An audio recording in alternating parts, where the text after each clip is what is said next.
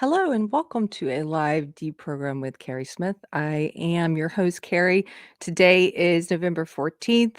We're getting close to Christmas. I've got a funny Christmas clip to show you at the end of the episode. But first of all, I just want to tell you what we're going to talk about today. The call is coming from inside the house. We all know that line. There is a war going on MAGA. There is a war going on conservatism, on Christianity, on the coalition that we've been building. It's amazing. We're in a time where in the past 8 years, we've pushed back on woke left ideology. We've seen some cultural battles that we've won. The war's not over, but we've won a lot of cultural battles. It's not as hard to speak now as it was 8 years ago when I first started speaking against woke leftist ideology. There are still consequences, but we've gained a lot of ground, and we've seen the political fruits of that in the last presidential election. And so you would think going into this huge cultural win and political win that we would be that we would not be in the place that we're in today. And the place that we're in today is one where there's a lot of division. A lot of people, cultural commentators, some of the biggest quote unquote influencers on the right are talking about this war that's happening. Some people are calling it infighting. There's a lot of demoralization. And so we're going to talk about that war on MAGA today and a little bit about, what we can do about it. Let me start with this clip. I saw this clip from Tim Pool from last night, and this is Tim Pool talking about it.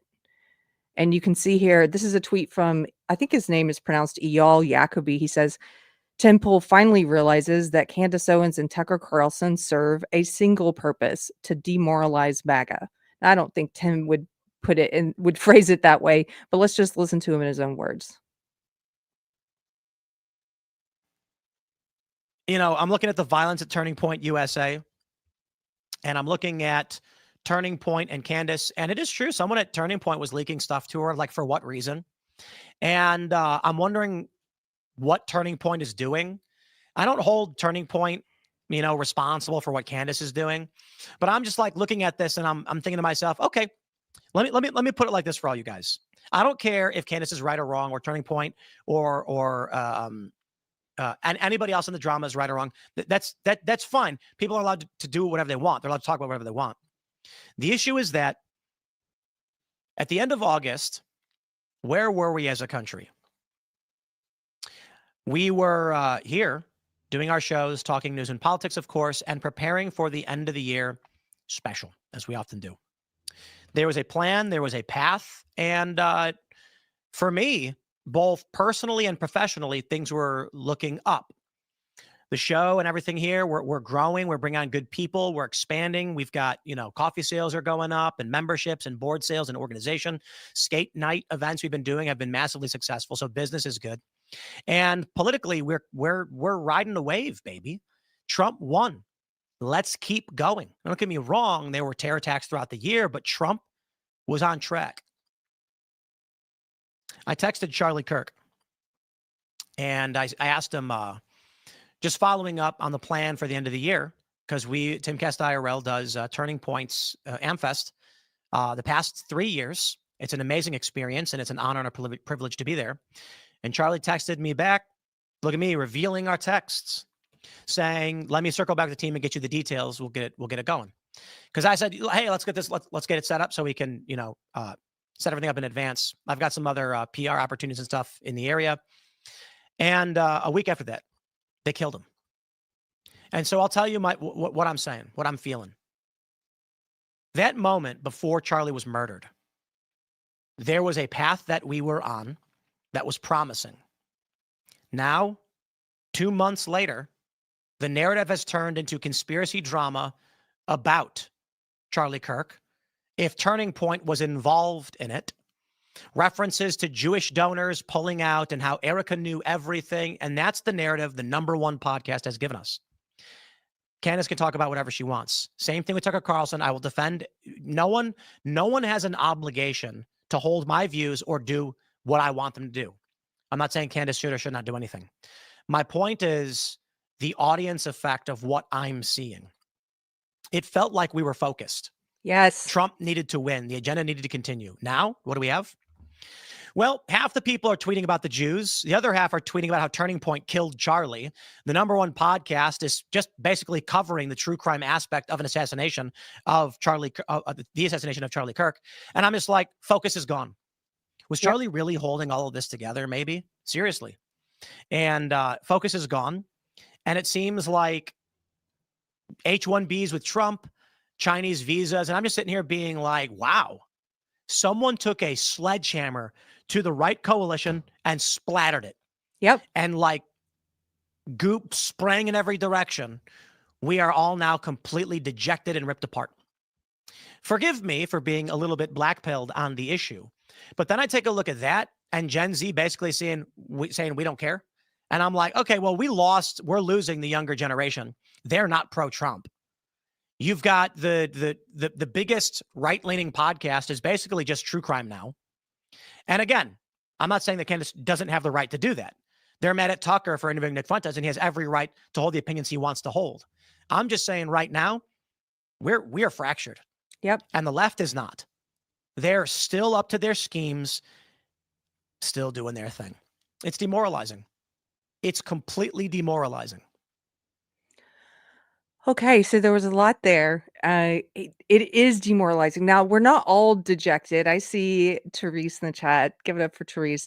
She says, we're not all dejected. That's absolutely true. And I'll just say as an aside, I think that the atheists in the chat are going to get annoyed. But honestly, I think that the people who have a foundation of belief in something bigger than politics and bigger than government and bigger than themselves are able to hold on to this sense of calm and peace even in times of chaos. There's a famous C.S. Lewis quote. I'm going to butcher it, but he basically said, life with Christ is not life without difficulties. It's just a peace through the difficulties. And we talked about this a lot during the Biden years, during the COVID years. Think of that, the BLM riot years. Like those were some of the most demoralizing years that we've lived through. And it was okay. We were able to remain joyful and we weren't all dejected. And I think for a lot of us, that sense of peace through the chaos came from a belief in God, the Alpha and the Omega, who knows the beginning and the end, who can use all things for good, something bigger than government, right? And so we're going through this period of demoralization, another one. And this one, instead of it being about the left, it's about what's happening on the right, or the quote unquote right. I see someone in the chat from Germany who says, let me see if I can find it. Hey, Lost Tribe says, greetings from Frankfurt, Germany. Love your show, Keri. And I'm not understanding all the infighting currently going on with conservatives. Thank you for sending this. First of all, my husband and I usually visit Germany every year. So I didn't get to go this year because of work, but next year, maybe we'll get to visit Frankfurt when we go. But the infighting, that's what this episode is about. This is who it's for. It's for the people who are confused. Now, there are many people who already understand what's going on. They understand, they have an opinion on the source of the infighting, the source of the division.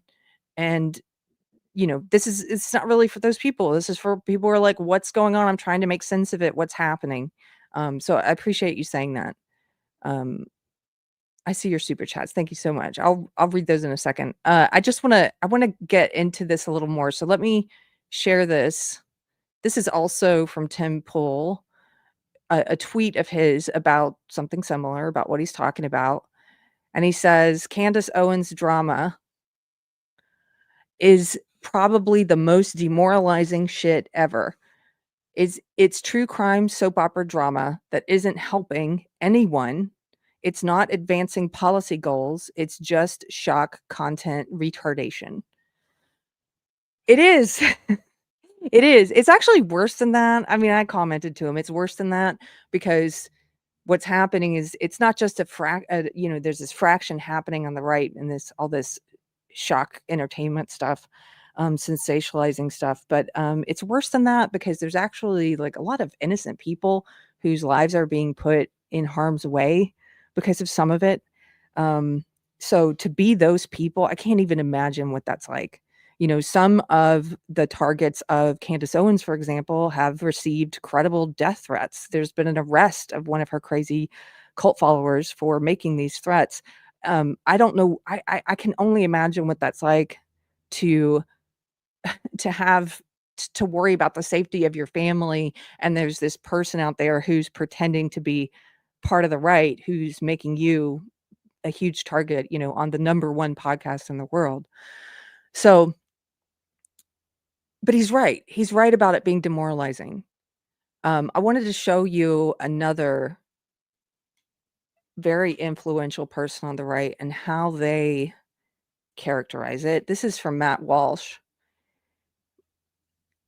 And I typically I love Matt Walsh. I feel like he doesn't understand. I think he's wrong about the source of this division. And so let me share this and we can talk about it. So he's also commenting on the division. And he says, everything that's happened over the past 2 months has signaled to the left that assassinations work. Take out one of our leaders and we'll start eating each other. That's the message we've conveyed loud and clear. And it puts us in serious danger. They aren't going to stop now. Someone else will get taken out in the not too distant future. I'm very confident about that. Now, this is coming on the heels of several other tweets of his where he was sort of saying that he thought the election results, the recent election results in 3 key states, 2 states and 1 city, that had something to do with this infighting. I don't actually think so, because we're talking about places that are Democratic strongholds, like where they typically lean blue anyway. But I do agree with him that this infighting is going to have repercussions down the road. We just disagree. I disagree with him on where it's coming from, on what's causing it. And so I tried to explain to him, like, I said, you were part of causing it by reversing all of your earlier very clear positions against Nazis and fascists like Fuentes, who are not conservatives, and suddenly telling us that we must align with them. Now you're upset about the war over that you had a hand in causing. And here are some examples. And these have been, if you're not online all the time, you may not have seen this, but he's addressed some of these because people have been showing him this. They're like, hey, I agree with what you said back then. Back then, this is a headline from an article he wrote in Blaze Media, and it's Matt Walsh he wrote it, and he says, "Dear alt-right white supremacists and leftist Antifa thugs, you deserve each other." That's old Matt Walsh, right? And he addressed this, and people said, "Why did you change your opinion on this?" And he said, "Well, back then I had not seen all the violence from the left." Basically, the violence from the left has changed his position and somehow caused him to say that the alt-right white supremacists, that's what he called them, that we should align with them. That doesn't follow logically. It's not morally correct, and it's also not pragmatically correct. It's a losing proposition. But let me show you some more old Matt Walsh.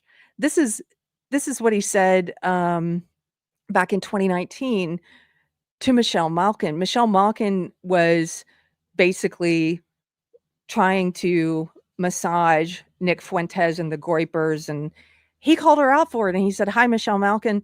Fuentes called me a race traitor and an FAGGOT because I, quote, work for Jews." He also said that Black people who complain about segregation need to grow up. How do you feel about these statements? And in what way are these statements America first? He had a lot of criticism. Here's something he said in 2019. He had a lot of criticism for the Groypers, for these extremists, for these people who are not conservatives who claim to be on the right. Here's what he said also in 2019. "There have been 3 major shootings by white nationalist terrorists since October. Over 80 dead, hundreds injured. White nationalism is a cancer, and anyone who offers it support or cover is complicit." Terrorism in all forms must be named and condemned loudly and specifically. That's what he said in 2019. There's tons of these old tweets of his. And so I was saying to him, like, this was moral clarity, what you said back then. This was moral clarity. And I also said to him, you left the path. What changed? Why is this division happening? And the way I see it is because you and several other influential people who a lot of us have put trust in, you've changed your path.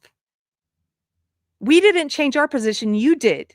You changed your position from the moral clarity you used to have in 2019. You've changed your position and you're now saying we should have no enemies to the right, which is ridiculous. And you're saying that we should align with these people that you used to correctly call out and say, this has no place here. So this is why the division is happening. This is a big reason why it's happening, because I'm sorry, I don't want to get off the path. Jesus said the path is narrow. The path is narrow. And I think what we're starting to see is like how that happens. People departing. I think that some people are losing their way. And that happens when you change, your priorities change, like how you rank your priorities and what's most important. But this is why the division's happening. Now there's all this obfuscation about that. There's all this, I hear from these people all the time who I think are part of causing this division, and they want to say, oh, the division is actually because of Israel and what you think about this war that's happening in this country. No, it's not.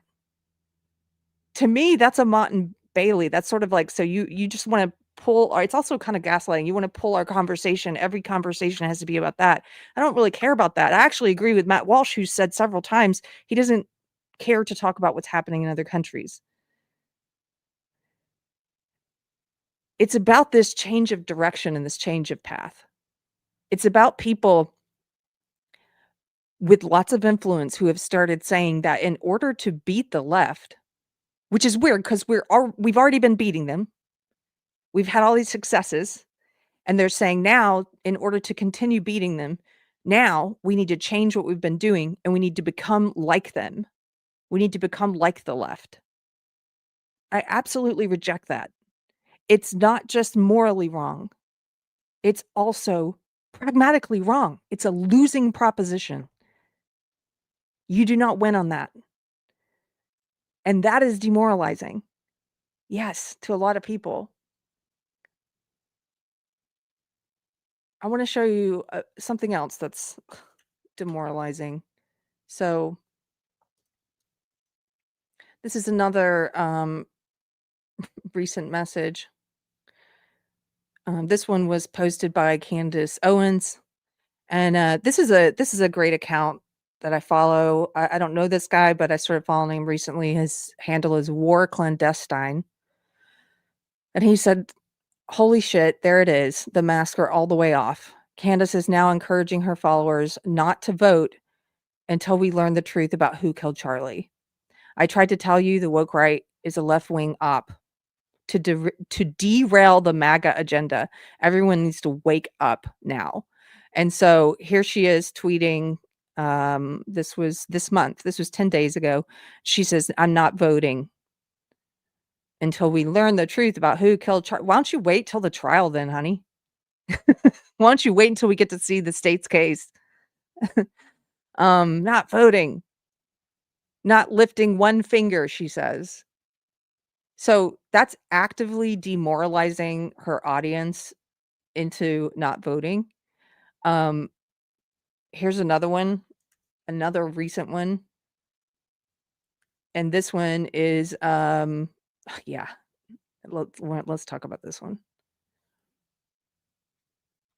This one is about supposedly the death of MAGA, all these people people who are celebrating the division, right? I don't know who this guy is. His handle is JAYTC53. He quotes her saying she just recently said in several videos that she regrets voting for Trump.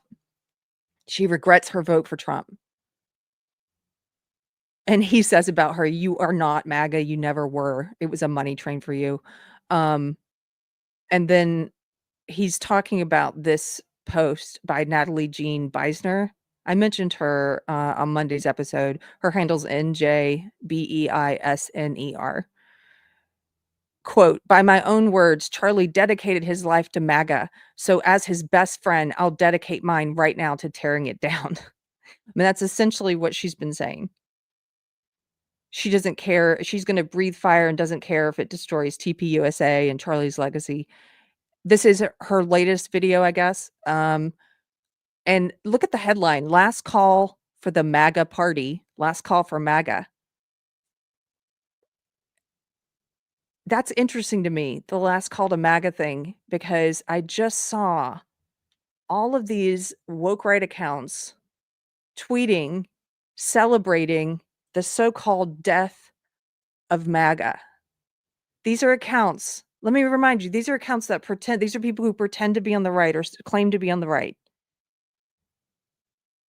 And I just want to highlight this one. Okay, so this is a tweet of mine where I said, "We've been saying that woke right frauds like Webben, like Joel Webben, are not conservatives. Their followers. That's not true." Webben, "We're not conservatives." He actually just said it. He just said it. "We've been saying woke right frauds like Webben are not MAGA. They want to destroy MAGA and hand power to leftists, their followers." That's not true. Webben, "We're not MAGA." I just thought that was too funny. Look at this.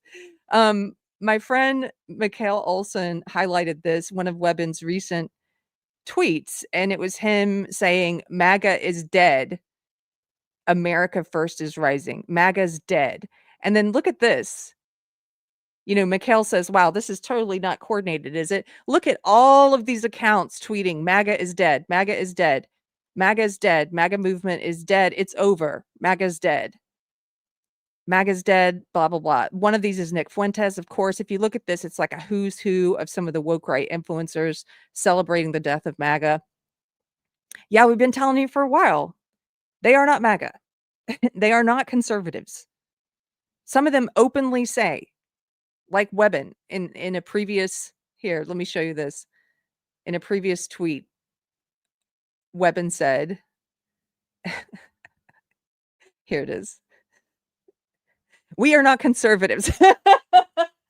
Like, they will openly, which is, it just cracks me up because all the time spent, by his followers and acolytes saying, "That's not true. We're Oh, okay, we're not conservatives. We're not. You're right."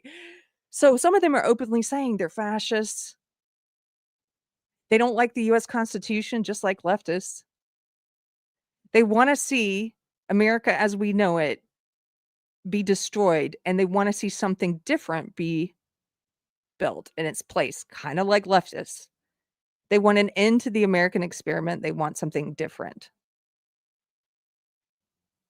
Many of them are openly saying they're not MAGA, they're not conservatives. Nick Fuentes did not vote for Trump. He told his audience not to vote for Trump. He did tweets about how he was launching a war on Trump with his Groyper white nationalist psychos, that they were going to war with Trump, that they were going to war with TPUSA and Charlie Kirk. And then when Trump won, what did he do? Have you seen those tweets after Trump won? Then he started tweeting, "I can't believe we did it again. We won." After he suddenly switched after campaigning against Trump. These people are not authentic. Their intention is to cause division. That's what it is.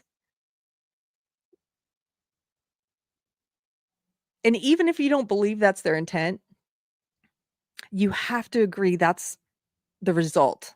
That's the result of what they're doing. All of their time and energy spent doing what? What's the result of it?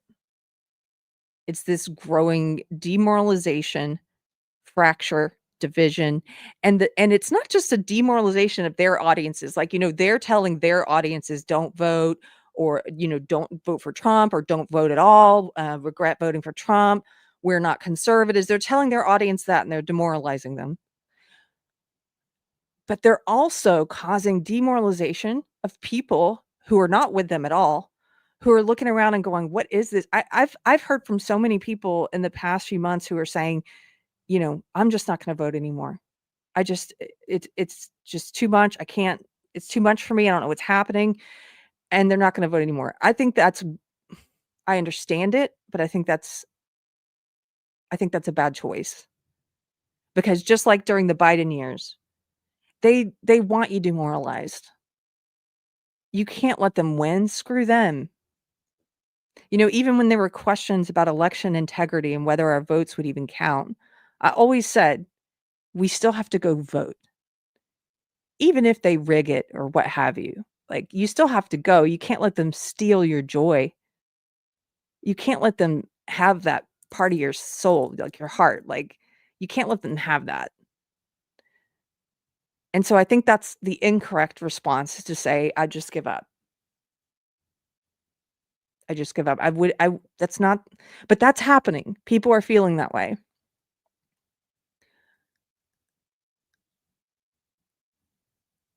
I want to show you this. Some of you guys are already familiar with Yuri Bezmenov. We've talked about him a lot over the past 8 years because of what he talked about and how it helped to explain what was going on with woke leftist ideology, with this sort of identity-based Marxism that crept into academia and then crept into our public schools, K through 12, crept into entertainment, crept into politics, our churches. And so he's come up quite a bit in the past 8 years. If you're new here and you don't know who he was a KGB operative who defected and did a series of interviews in the 80s about ideological subversion and how to subvert an entire nation. And he talked about the stages of demoralization. And he talked about how, he's like, he was saying, Russia doesn't have to actually conquer another country with war. Like, he was saying we wouldn't have to conquer the United States with an actual physical war, for example. He said, we could do it with an ideological war. That's what subversion is. We could do it by infiltrating all of the institutions, by spreading ideology and going through these stages. And he was talking about this in the 1980s, before the internet, before social media and these devices in all of our hands all the time, right? It's like on steroids now, ideological subversion. So I want to show you this. We're just going to read a small part of this. I don't know this website. I found this piece, and I thought it did a great job of covering some of it. This is called Beyond Intractability. That's the name of the site. But they have this part on subversion, and these are the 4 parts here in the chart. You can see that Yuri Bezmenov talked about. He talked about, what do you do when you're going to go in and try to subvert a whole people? You start with demoralization, number 1. That's it, demoralization. Then destabilization, then crisis, then normalization. Now, this has been happening on a large scale to, I would say, our whole country, our whole culture for decades. This has been happening. But you can see a microcosm of it happening now on the right. And it's weird. It's like, I think he was accurate in trying to lay out how this works, because you can see these stages. I want to start right here. Let's see. Let's start at this part. This is they were just talking about 3 different articles. They say all 3 articles focus on the notion of subversion of democracy and Western values, as initially presented by Yuri Bezmenov, a former KGB agent who became disillusioned with the Soviet system and defected to the West. In a 1983 lecture, Bezmenov explained how the Soviet Union had a very long-term 4-step program for destroying America from the inside out. All 3 of these articles assert that this subversive plan has, to a large degree, succeeded without Americans even noticing, which is a key component of the plan itself, because it minimizes pushback. Each of these authors' articles have a somewhat different interpretation of how this has happened, who's involved, and what might be done about it, but all have different insights of value. And so first, they've got a piece of an article here from Ayan Hirsi Ali. And she says, subversion refers to a process by which the values and principles of an established system are contradicted or reversed in an attempt to sabotage the existing order and the existing social order and its structures of power, authority, tradition, hierarchy, and social norms. It involves a systematic attempt to overthrow or undermine a government or political system, often carried out by persons working secretly from within. The call is coming from inside the house, right? Subversion is used as a tool to achieve political goals because it generally carries less risk, cost, and difficulty as opposed to open belligerency. The act of subversion can lead to the destruction or damage of an established system or government. In the context of ideological subversion, subversion aims to gradually change the perception and values of a society, ultimately leading to the undermining of its existing systems and beliefs. This entire paragraph, although she's talking about undermining a government, she's talking on the macro level, a government or a country or a culture or political system. You can take this and apply it to the microcosm of what is referred to as the right. You can look at it on a micro level, like on the right, and I think this accurately describes what we're seeing happen. This is the process that we're going through. We're in the middle of a subversion. We're in the middle of demoralization. Here's the first step of subversion, demoralization. This phase involves the long-term process of demoralizing the target nation, in this case, the target group of MAGA, demoralizing MAGA. Tactics include the infiltration of and influence on the target nation's educational system, media, politics, and culture. The aim is to alter the population's perceptions of reality, creating a generation of citizens who are unable to recognize or resist the subverter's ideology or objectives. We've been in this stage for a little while now when it comes to what's happening on the right.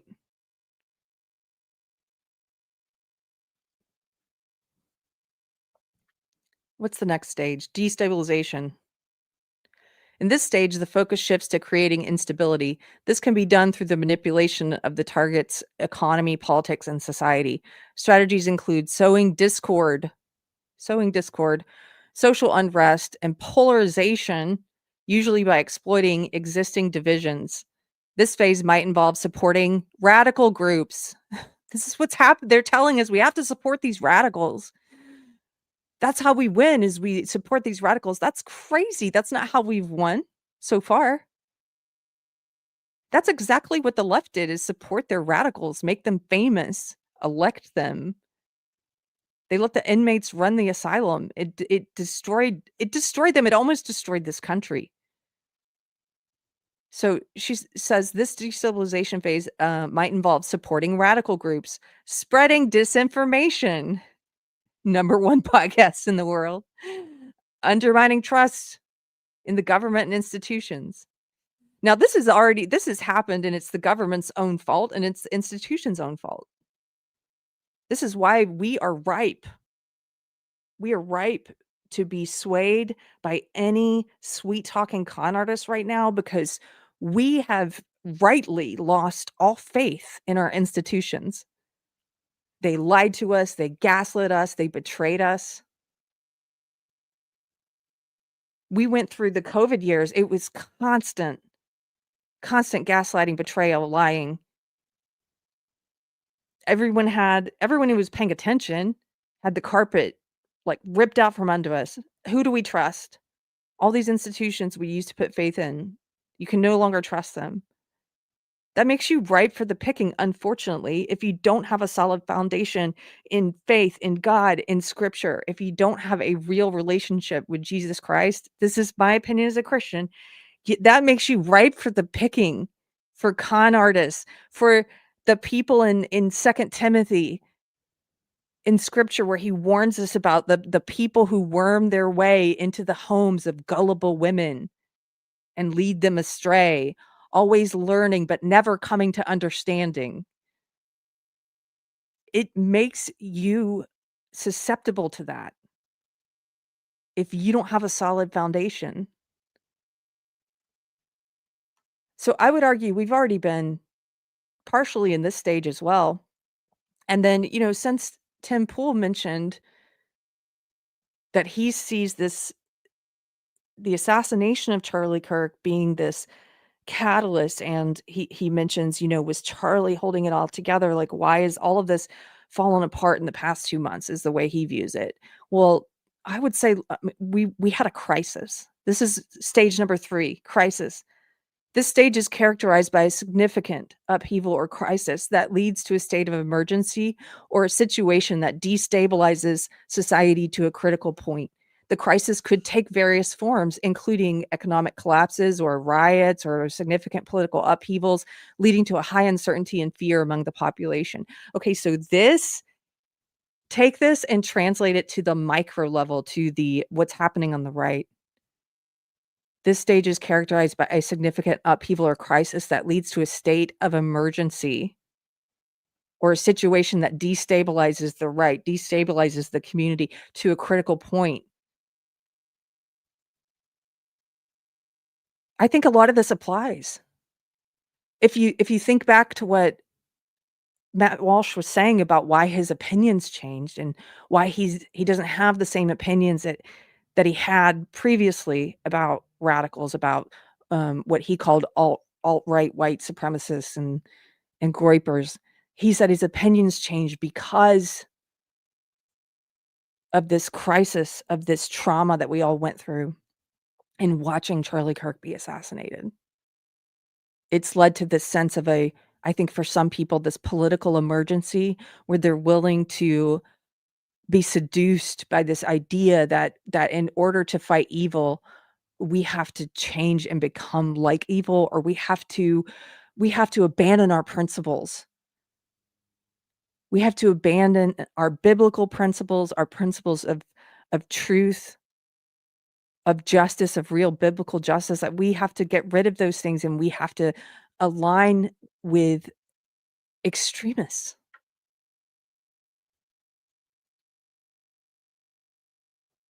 I'm not down with this. I'm not down with this demoralization. Um, I'm open to hearing what other people think. I have some friends who don't agree. And I enjoy talking to them about this because I'm open to hearing about where you think the division is coming from. Most often, what I hear from people who don't see it this way has something to do with they want to go talk about Israel and Gaza. I don't, they don't seem to understand. It's like they almost put on these Israel like everything they do. I call them Israel first because everything they do and everything they talk about is related to Israel. I don't ever talk about it. I don't have any opinions about it really. But it's somehow like they bring it back to they see everything through that lens. And I think it prevents them from seeing what's really happening here, which is this change in path of some of our most influential people on the right.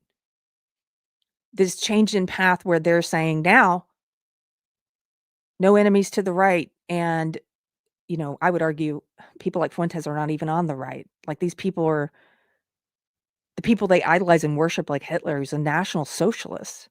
They're socialists. These people have a lot more in common with the left than they do with conservatives, than they do with constitutionalists, than they do with Christians.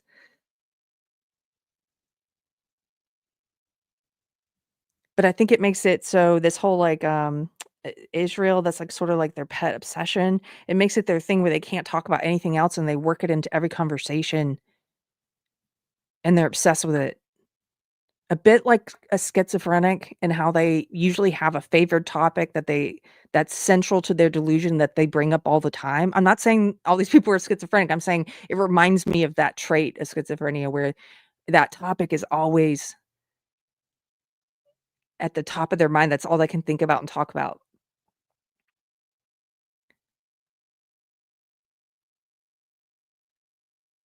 I'm gonna take a break for a second from talking about this and read a couple of your super chats, and then I want to show you a clip from Charlie Kirk that I think is very important. Randy Wallen for $2, the trademark hat. Thanks, Randy. By the way, thank you to Randy. He came and brought my husband and I just celebrated 6 years of sobriety, and Randy came and brought us a little gift, and I appreciate it.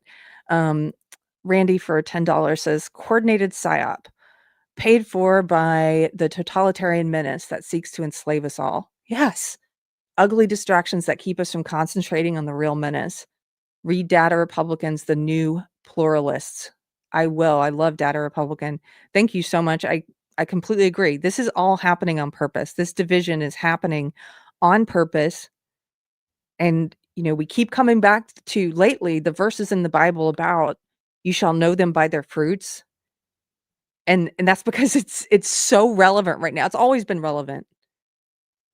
From the beginning of time, Jesus spent a lot of time telling us how to be discerning, how to judge people, not based on what they say, but based on how they behave in the world. Do their fruits match the words they say? How can you tell a wolf in sheep's clothing or a wolf in shepherd's clothing, which is even worse? How can you tell a wolf in shepherd's clothing from a shepherd?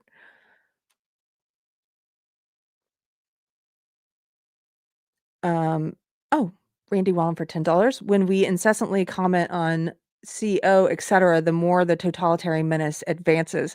This is not constructive infighting, it is destruction from within. Focus on the totalitarian threat. Well, I am focusing on it. So this is where we disagree.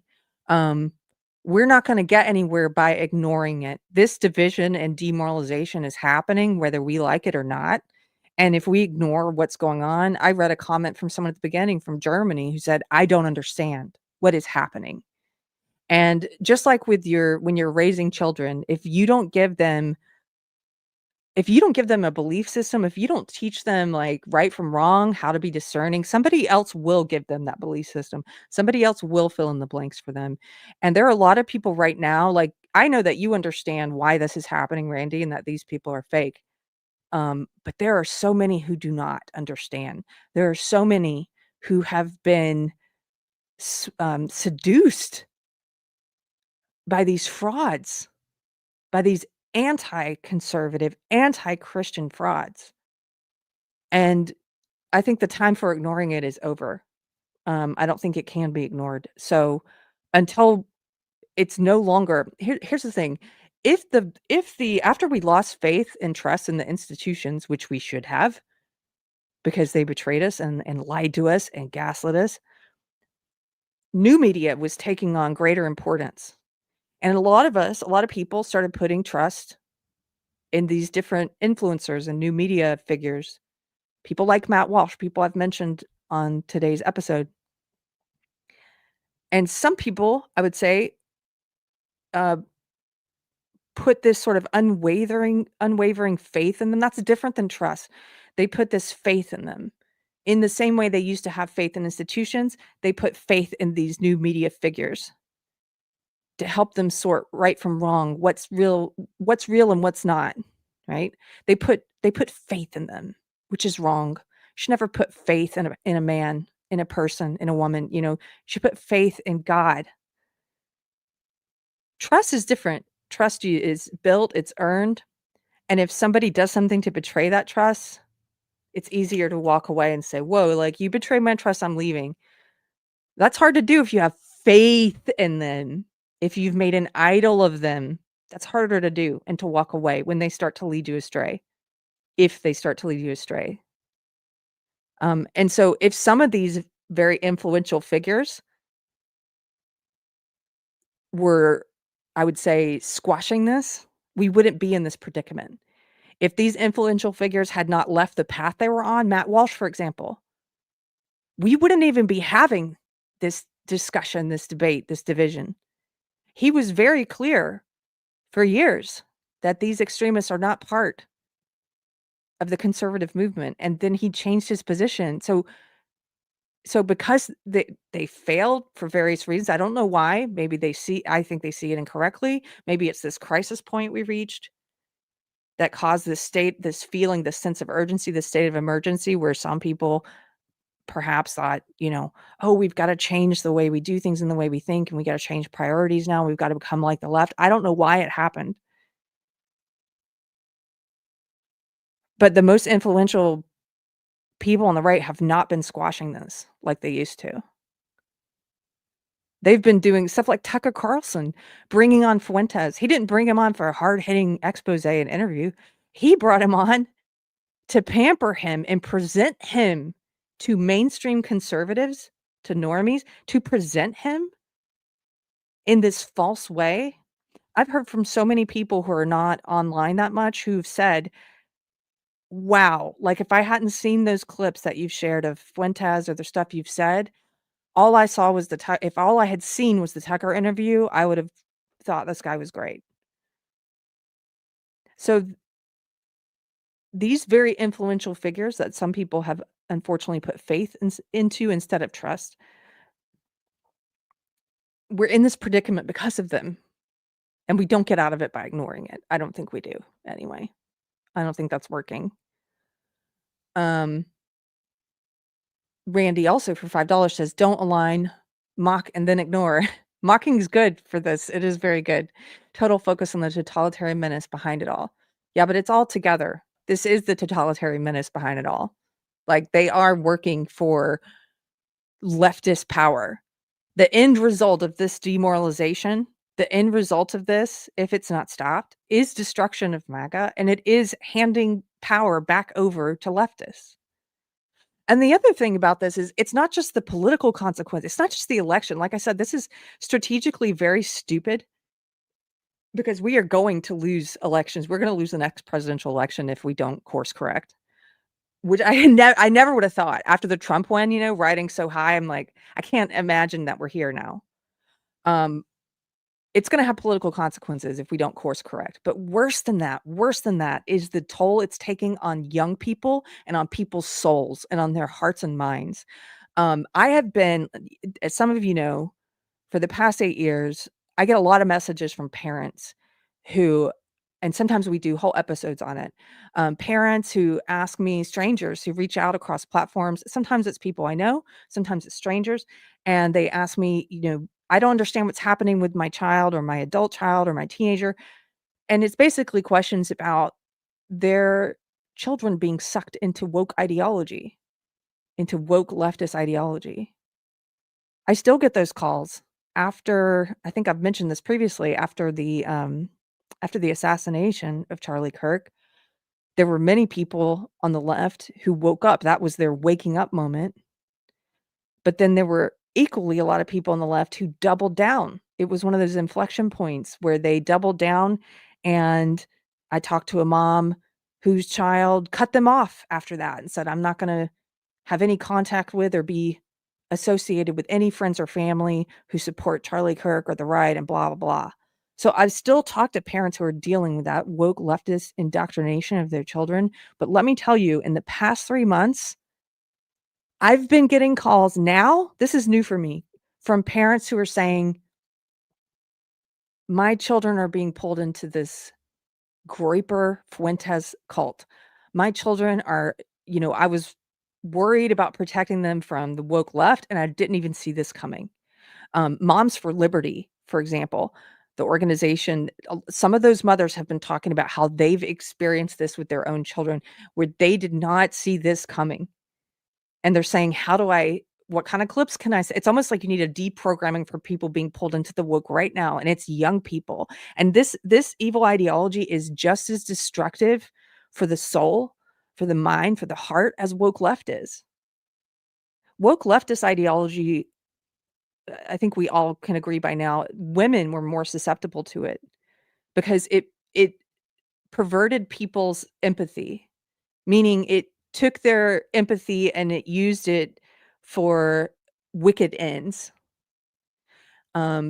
This woke right ideology that's growing slowly, it's young men that are more susceptible to it. And I think that's because it perverts their desire for justice.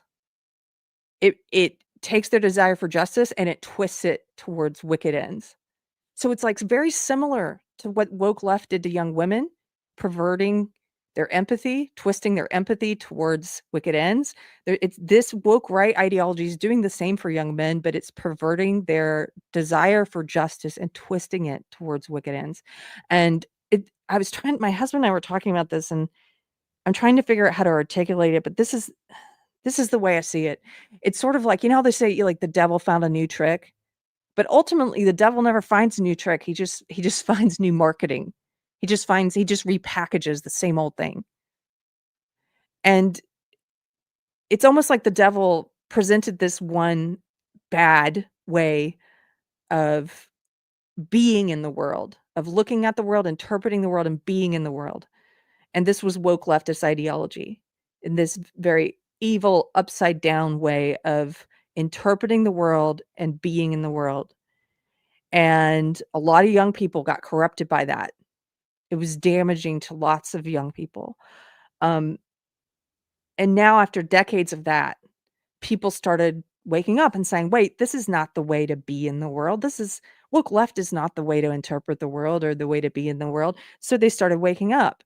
And so what does the devil do? Then he jumps over here to the other side of them and says, aha, he can't risk them, finding and following Jesus's way. He's like, ha, I've got this shiny new thing. Now that you don't like woke left, I've got this shiny new thing. This is the way to be in the world and interpret the world. And he's selling this new thing, but it's just the same old thing repackaged. This is why I think woke right is. I eventually came around to saying I do think woke right's the best way to refer to it, at least right now, because it's a lot of the same bad ideas. It's the same toxic ideology, just repackaged. It's still identitarian. It's still authoritarian, anti-constitution. It seeks the destruction of the United States. It wants to reimagine a new creation. It's still about, when I say authoritarianism, it's about government tyranny. Some of these people in the woke right, like Joel Webbin, who I mentioned before, he wants the government to have the power to come in and seize private property, including churches, and redistribute this property. Like, what? How different is it from the left, really? It's the same thing, but repackaged. And all of this distraction, yes, by the devil, bad ideology over here, bad ideology over here. How about we try the way, the truth, and the light? How about we try the path? How about we try God? When Jesus came along and he was preaching, he was a revolutionary figure because this way of being in the world is revolutionary. This way of living in the world is revolutionary. Acting with integrity, basing your choices on the word, on something firm, on a foundation, judging based on what the Bible says, acting in the world based on what the Bible says, not throwing your principles out the window in order to gain political power, which is a bad idea, but sticking to your principles because they are the foundation of your entire method of interpreting and being in the world. Why don't we try that way? I think that would be revolutionary. I'm gonna show you this clip of Charlie Kirk, and I'll read the last super chats. This clip is great. It makes me emotional. It just we lost someone very rare. We lost a real, like, sincere believer in Charlie. And yeah, it was a crisis moment. So this was from July of this year. And it was a mom. It's like what I just mentioned. I'm starting to get calls from parents, messages from parents on social media asking about their sons being pulled into this Fuentes woke right stuff. They may not have the words for it yet. They're kind of like the parents who call and ask me about woke left, who don't always have the words for it, but they can describe what's happening. And so this is a mom who called and asked him about her son. Bonnie, thank you for being a member. Members.charliekirk.com. What's on your mind? Hello, can you hear me? Yes, Bonnie, how are you? What's on your mind? Oh, it's wonderful to finally talk to you, Charlie. It's the first time I've been able to join. God bless you for all you're doing for our country. Thank you. My question, my young adult son's eyes were open to a lot of the lies during COVID and Biden, Trump, and that made me thrilled that he's questioning things. But now I'm hearing things from him that it makes me fear for his discernment. For example, he expressed some anti-Semitic takes on history that maybe Hitler's motives for wanting to be rid of the Jews weren't so wrong, even if how he went about it was evil. And my fear is that in going from one extreme to another, trusting the mainstream media and government to now questioning or distrusting everything, he's believing different lies. So I just have to pause there and give it up for this mom, Bonnie, because she explained that so succinctly. And that is the process for a lot of these young people who are being deceived is they lost faith and trust in all of our institutions, and rightly so. But they don't have the discernment not to do it again, but just to put it in some other entity, some other idol, like these influencers, this new media. I'd like to know where he's getting these lies. I've heard a little bit about the groypers from Not the Bee. I'd never heard that term before. So my question to you is this: do you know some of the names of the influencers who are taking advantage of the conservative youth movement? I want to read materials. So thank you. So first of all, I do know the names. I'm not going to repeat them because that only makes them and their little irrelevant circle bigger. But and here, so yes, there's a couple thoughts. So Bonnie, I'll tell you this. So as soon as you were reading your question, this is how intimately familiar I am with this. As soon as you said, well, my son had his eyes open during COVID, I could tell the cadence of the question. I wrote in our chat, her son has probably become in depth in anti-Semitic stuff. I knew it before you even asked the question, Bonnie. And that's not a criticism. It's just we're seeing so much of this.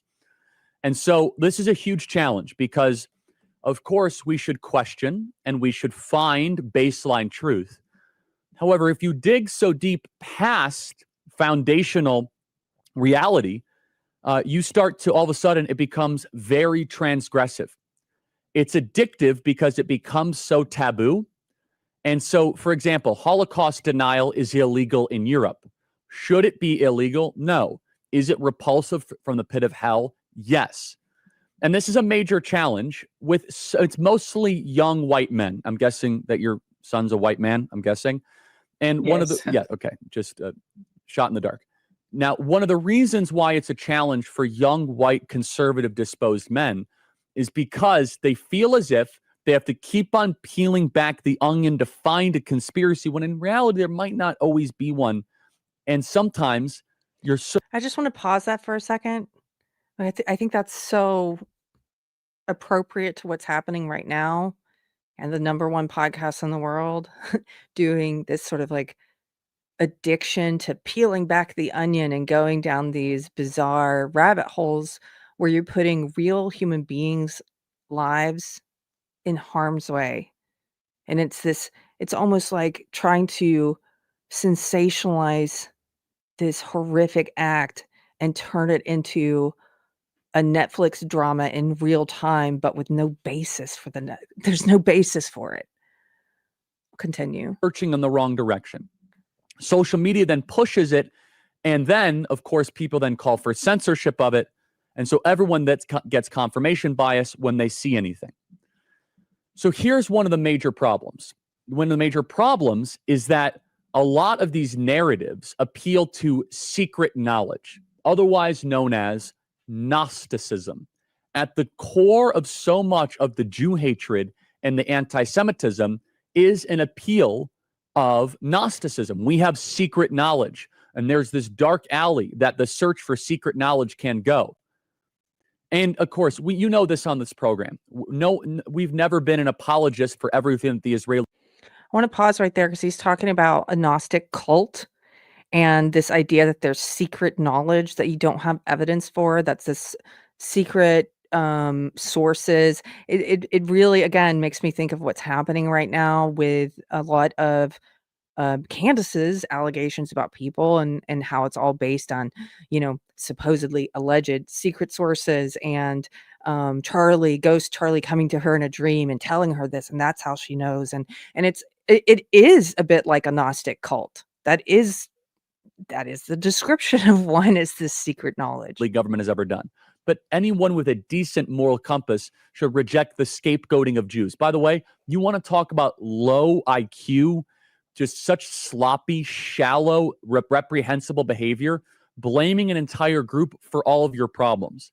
And there is a much better way, which is you have to, of course, acknowledge that the Israeli government does not do everything right. Who does? You have to apologize for it.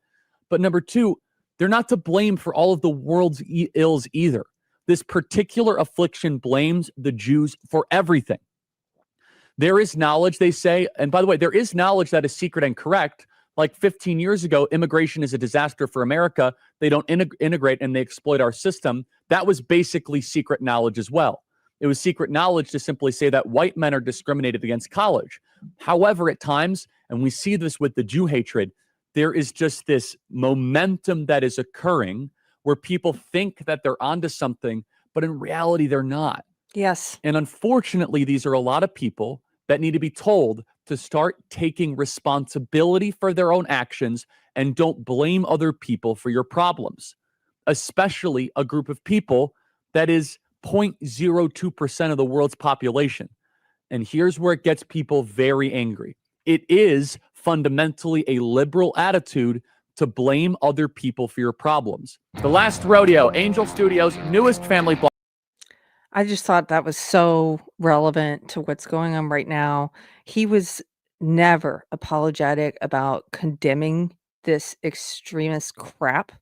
If you watch his college appearances and all the many clips, I know a lot of us watched a lot of in the past couple months have watched hours and hours of it.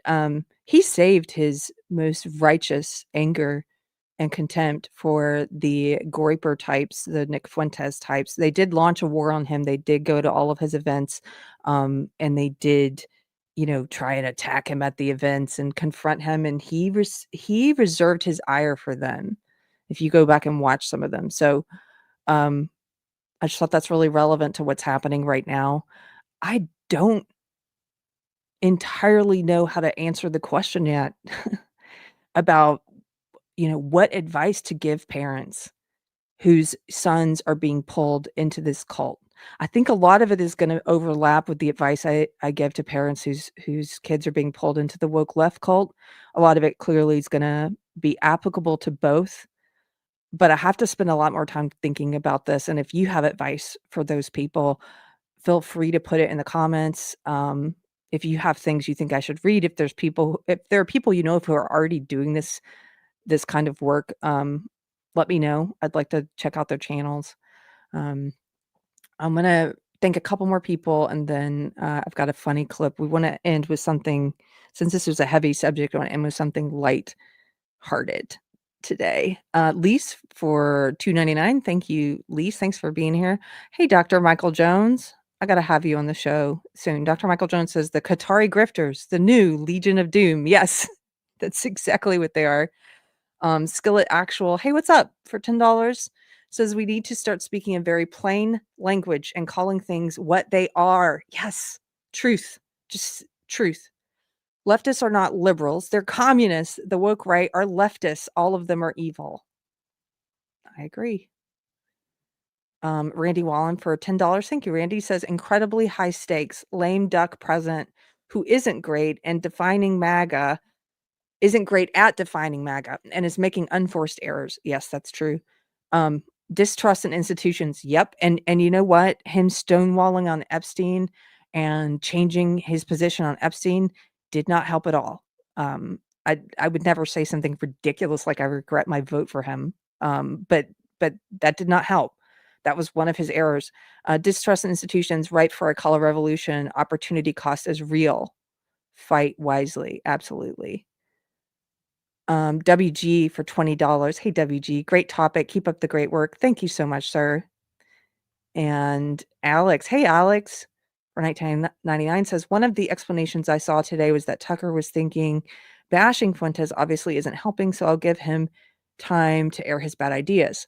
But I'm just barely learning about the various reactions to this. Yeah, a lot of people are just trying to catch up and figure out what they think about it now that they see all this quote unquote infighting happening. I don't think that's true with Tucker. I do not think he is sincere. I think he has very bad intentions, but you should go make up your own mind. Go listen to the whole Fuentes interview. I did listen to some of his other interviews. He just interviewed. I mean, it seems like he just is trying to find the worst people in the world and then give them these really,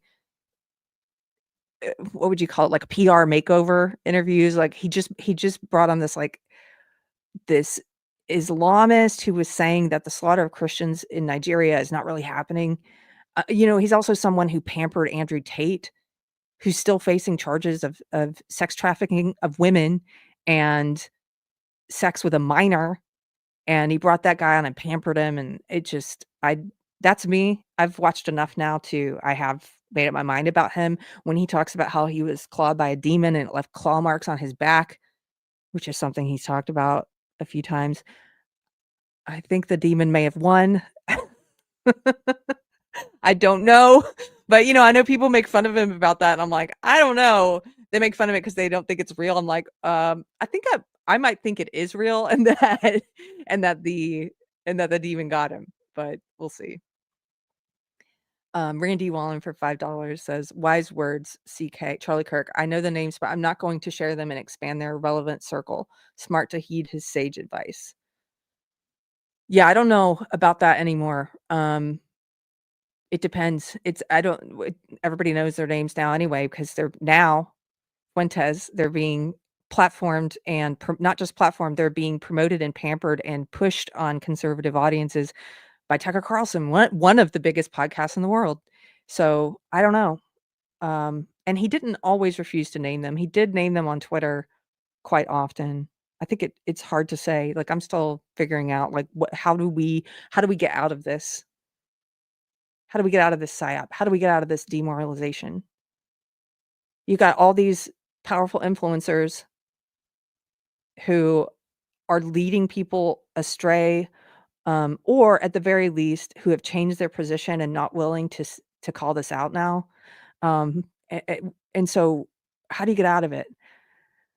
I have to give it up for people who I think are not doing that, and it's rare. It's rare to find a sincere person who has not been perverted or had their priorities changed or become a coward or whatever because of the fame, because of the money.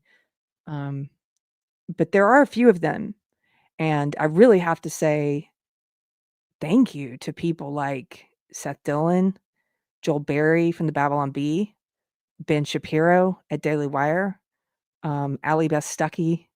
These are people who you don't have to agree with them on everything. I don't, but I appreciate them continuing to have that moral clarity and not suddenly going over to this other weird place and saying like, yeah, it's a good idea for us to join forces with evil, wicked, like white nationalists, like Fuentes. That's a new position to take.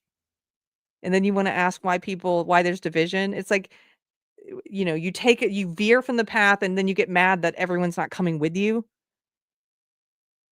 That Christians are not coming with you, that conservatives are not coming with you off of that path. I don't really understand what's happening there. The John Beck for $2 says, Tim Pool loves Civil War. He's all over this. Yeah, I was thinking about how I know people like to joke a lot about how he talks about Civil War a lot. And I was thinking, what if the Civil War is this division that's happening in the right instead of what, he's thought it was going to be. Randy Wallen for $5 says, "You're great, Keri. Stay strong. Keep fighting. Wear the hat and stay strapped." I appreciate it. I wanted to read this too by D. Morelli. D. Morelli says, "Our trust needs to be in him and his power, not the power of any individual social media personality or government official." Thank you. Prayer matters. Prayer is actually everything. Prayer is everything. If you haven't seen it, Ali Beth Stuckey did a great video a couple days ago, I guess. And the video was about what does biblical truth seeking look like? It's about 45 minutes. It is one of the best videos I've seen. She basically, like, this woman, I pray to one day have the patience and grace that she has with people. It was the most loving, Bible-based, scripture-based rebuke of someone. It was the most sincere reproach I've seen. And that woman is living her beliefs. And I was very impressed with it. And I think, especially if you're a believer, you should go and check out that video. Like, what is biblical truth seeking? I think that was the title. Okay, I'm going to end with something completely unrelated and just something silly since this was a heavy topic. My husband sent me this video. I guess a lot of people have seen it already. I was late to see it, so maybe you've seen it. It's a Christmas video. I'm sorry, I'm gonna start laughing already. So he doesn't like Indian food. I love Indian food. He doesn't like it, and so this in particular made us both giggle and just silly. Let me just show it. Okay, how do I get this up here?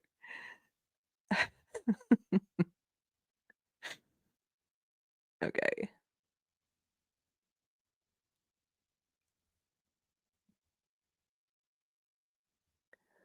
It says you're not ready for this. Okay, so I came to Walmart today just to see if this was real. See this? Do you see this big box of like cookie things? These? And it says product of India. Product of India right there.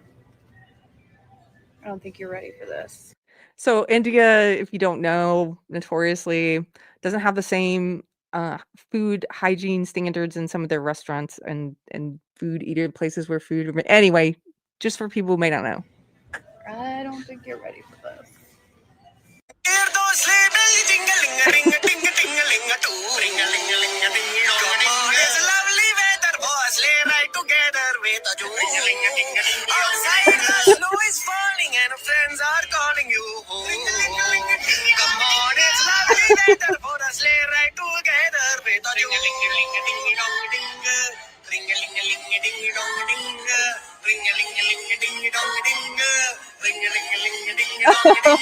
Por las tuyas a tu tienda favorita. Ross, Burlington, Target, Safeway, entre otras.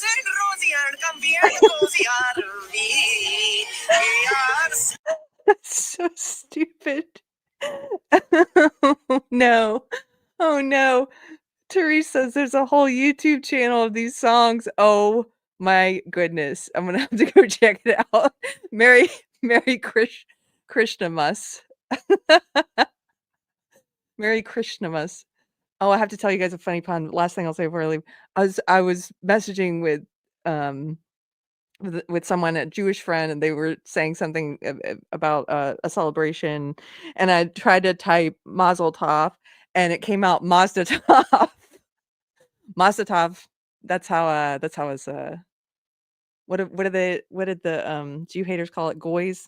That's how we say it. Mazda Tov. Merry Krishna is okay. I'm leaving. You guys have a good weekend, and like someone said in the chat, just pray on this. Just pray for our country. Pray for even the people that you think are sowing the division. are behaving in wicked ways. Like, pray for those people and pray for the people who are listening, and pray for the targets of those people and their families and for their safety, and pray for our leaders. Pray for our country and pray for our leaders. I'll see you guys on Monday. Oh, last thing, thanks to the new people, the Jay Witt podcast and Storybox. I think I got that right. They both sent a lot of people over, and I'm very grateful. And so welcome to you new folks. I'll see you later. My husband's in the chat. Mazda 2 is what you're gonna buy with your $7,000. Yeah, I got accused of making $7,000 from my phone. Anyway, okay, goodbye, guys. I'll see you later. Take care.